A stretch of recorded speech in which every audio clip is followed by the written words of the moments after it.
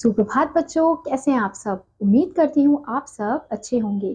तो बच्चों, आज की कक्षा में हम पढ़ने वाले हैं अध्याय नंबर 22, जिसका शीर्षक है ठेस। तो बच्चों, सबसे पहले हम पढ़ेंगे पाठ का सार। सिरचन एक हुनरबंद कारीगर था। चाचा की एक छोटी सी बात से उसको ठेस लगी और वह काम छोड़कर चला गया। बाद में रेलवे स्टेशन पर जाकर वह मानू को शीतल पाटी, चिक और आसनी भेंट कर आया। खेती बाड़ी के समय गांव के किसान सिरचन की गिनती नहीं करते। लोग उसको बेकार ही नहीं बेगार समझते हैं। इसलिए खेत खलिहान की मजदूरी के लिए उसे कोई नहीं बुलाने जाता है। क्या होगा उसको बुलाकर। दूसरे मजदूर खेत पहुंचकर एक तिहाई काम कर चुकेंगे, तब कहीं सिरचन राय खुरपी हिलाता हुआ दिखाई पड़ेगा। पगडंडी पर तौल तौल कर पांव रखता हुआ धीरे धीरे मुफ्त में मजदूरी देनी हो तो और बात है। आज सिरचन को मुफ्तखोर, कामचोर या चटोर कह ले कोई। एक समय था कि उसकी मडैया के पास बड़े बड़े बाबू लोगों की सवारियां बंधी रहती थी। उसे लोग पूछते ही रहते थे, उसकी खुशामद भी करते थे। अरे सिरचन भाई, अब तो तुम्हारे ही हाथ में यह कारीगर रह गया है। सारे इलाके में एक दिन ही समय निकाल कर चलो। कल बड़े भैया की चिट्ठी आई है। शहर से सिरचन से एक जोड़ा चिक बनवा कर भेज दो। मुझे याद है, मेरी माँ जब कभी सिरचन को बुलाने के लिए कहती, मैं पहले तो पूछ लेता कि वो क्या क्या लगेगा। माँ हंसकर कहती, जा जा बेचारा, मेरे काम में पूजा भोग की बात नहीं उठाता कभी। सिरचन को देखते ही माँ खुलसकर कहती, आओ सिरचन, आज नेनू मत रही, तुम्हारी याद आई। घी की खखोरन के साथ चूड़ा तुमको बहुत पसंद है ना। आओ। और बड़ी बेटी ने ससुराल से कहलवाया है, उनकी ननद रूठी हुई है मोती की शीतल पार्टी के लिए। सिरचन सिर हिलाता हुआ कहता, घी की सौंधी सुगंध सूंघकर ही आ रहा हूँ काकी, नहीं तो इस शादी ब्याह के मौसम में दम मारने की भी छुट्टी कहाँ मिलती है। सिरचंद जाति का कारीगर है। मैंने घंटों बैठकर उसके काम करने के ढंग को देखा है।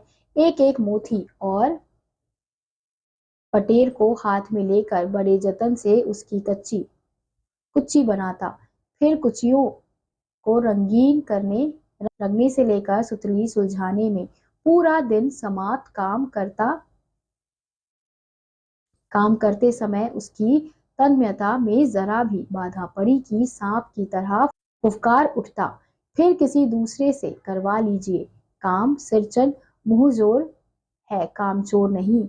बिना मजदूरी के पेट पर भात पर काम करने वाला कारीगर। दूध या कोई मिठाई ना मिले कोई बात नहीं, किंतु बात में जरा भी झाल वह नहीं बर्दाश्त कर सकता। सिरचन को लोग चटोर भी समझते। तली बघारी हुई तरकारी, दही की कड़ी, मलाई मलाई वाला दूध, इन सब का प्रबंध पहले कर लो, तब सिरचन को बुलाओ। दुम हिलाता हुआ हाजिर हो जाएगा। खाने पीने में चिकनाई की कमी हुई कि काम की सारी चिकनाई खत्म। काम अधूरा रखकर उठ खड़ा होगा। आज तो अब अधक पाली दर्द से माथा टनटना रहा है, थोड़ा सा रह गया है, किसी दिन आकर पूरा कर दूंगा। किसी दिन माने कभी नहीं।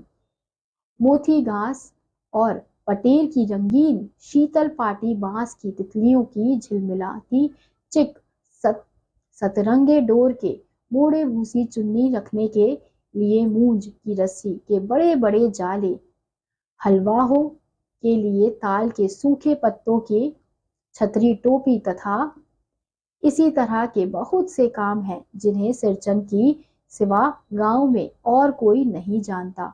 यह दूसरी बात है कि अब गांव में ऐसे कामों को बेकाम का समझा जाने लगा है। लोग बेकाम का काम, जिसकी मजदूरी में अनाज या पैसे देने की कोई जरूरत नहीं, पेट भर खिला दो, काम पूरा होने पर एकाध पुराना पुराना कपड़ा देकर विदा करो, वह कुछ भी नहीं बोलेगा। कुछ भी नहीं बोलेगा, ऐसी बात नहीं। सिरचन को बुलाने वाले जानते हैं, सिरचन बात करने में भी कारीगर है। महाजन टोले के भज्जू महाजन की बेटी सिरचन की बात सुनकर तिलमिला उठी थी। ठहरो, मैं माँ से जाकर कहती हूँ। इतनी बड़ी बात ही है बिटिया, बड़े लोगों की बस बात ही होती है, नहीं तो दो दो पटेल की पार्टियों का काम सिर्फ खंसारी का सत्तू खिलाकर कोई करवाए है भला? यह तुम्हारी माँ ही कर सकती है बबूनी, सिरचंद ने मुस्कुराकर जवाब दिया था। उस बार मेरी सबसे छोटी बहन की विदाई होने वाली थी, पहली बार ससुराल जा रही थी। मानू मानू के दुल्हे ने पहले ही बड़ी भाभी को खत लिखकर चेतावनी दे दी है, मानू के साथ मिठाई की पतीली ना आवे कोई बात नहीं। 3 जोड़ी फैशनेबल चिक और पटेल की 2 शीतल पार्टियों के बिना आएगी मानू तो? भाभी ने हंसकर कहा। बैरंग वापस इसलिए 1 सप्ताह पहले से ही सिरचन को बुलाकर काम पर तैनात करवा दिया था। माँ ने देख सिरचन, इस बार नई धोती दूंगी, असली मोहर छाप वाली धोती। मन लगाकर ऐसा काम करो कि देखने वाले देखते ही रह जाएं।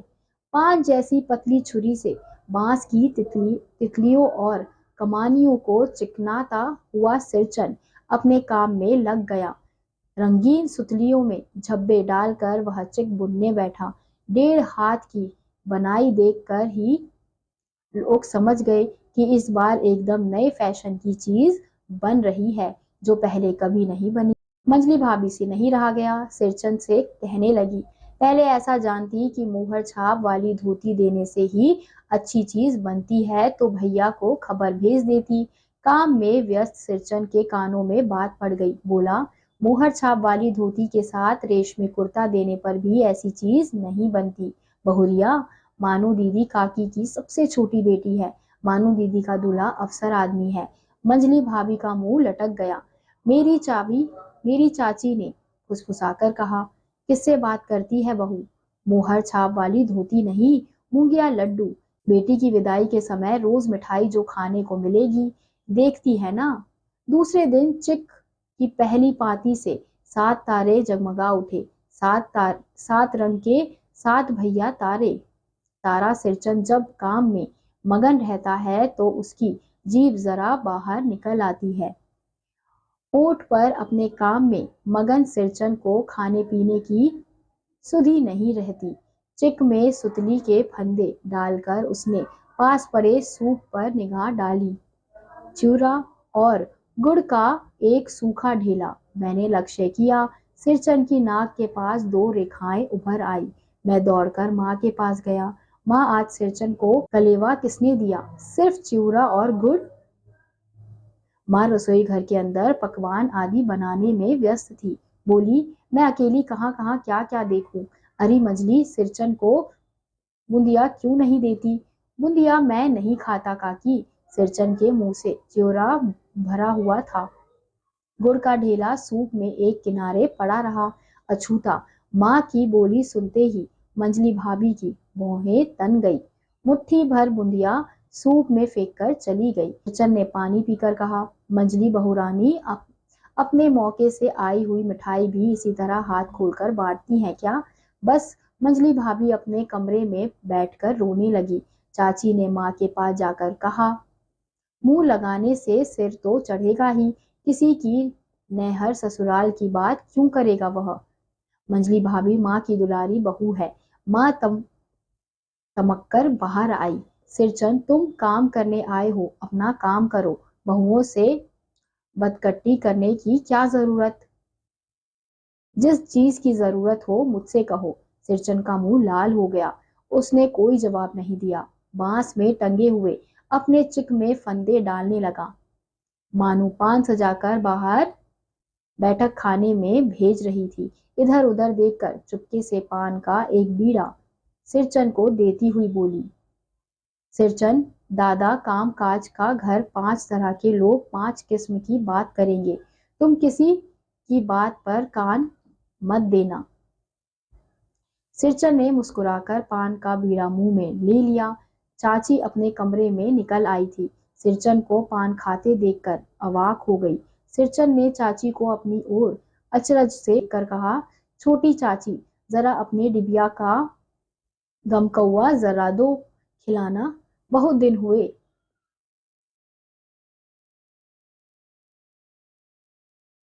चाची कई कारणों से जली भुनी रहती थी। सिरचन से गुस्सा उतारने का ऐसा मौका फिर नहीं मिल सकता। भनकती हुई बोली, मस्खरी करता है, तुम्हारी बड़ी हुई जीभ से आग लगे। घर में भी पान और गम कौआ जर्दा खाते हो, चटोर कहीं के। मेरा कलेजा धड़क उठा। यत परो नस्ती नास्ती। बस सिरचन की उंगलियों में सुतली के फंदे पड़ गए। मानो कुछ देर तक वह चुपचाप बैठा पान को मुंह में घुलाता रहा। फिर अचानक उठकर पिछवाड़े पान थूक आया। अपनी छुरी, हंसियां वगैरह समेट संभाल कर झोले में रखे टंगी हुई अधूरी चिक पर एक निगाह डाली और सहन हनहनाता हुआ आंगन से बाहर निकल गया। चाची बड़बड़ाई, अरे बाप रे बाप, इतनी तेजी, कोई मुफ्त में तो काम नहीं करता। अब रुपए में मोहर छाप वाली धोती आती है, इसके ना मुंह में लगाम है ना आंख में शील। पैसा खर्च करने पर सैकड़ों चिके मिलेंगी। बांतर टोली की औरतें सिर पर गट्ठर लेकर गली गली घूमती फिरती हैं। मानू कुछ नहीं बोली, चाप अधूरी चिक को देखती रही। मानू को याद आया, दीदी के विवाह से सिरचन के हाथ की शीतल पार्टी दी थी माँ ने। उनके ससुराल वालों ने ना जाने कितनी बार खोलकर दिखलाया था। पटना और कोलकाता के मेहमानों को मैं सिरचन को मनाने गया। देखा एक फटी हुई शीतल पार्टी पर लेटकर वह कुछ सोच रहा है। मुझे देखते ही बोला, बबुआ जी, अब नहीं। कान पकड़ता हूँ, अब नहीं। मोहर छाप वाली धोती लेकर क्या करूंगा, कौन पहनेगा। खुद मेरी बेटी बेटियों को ले गई अपने साथ। बबुआ जी, मेरी घरवाली जिंदा रहती तो मैं ऐसी दुर्दशा भोगता। यह शीतल पार्टी उसी की बनाई हुई है।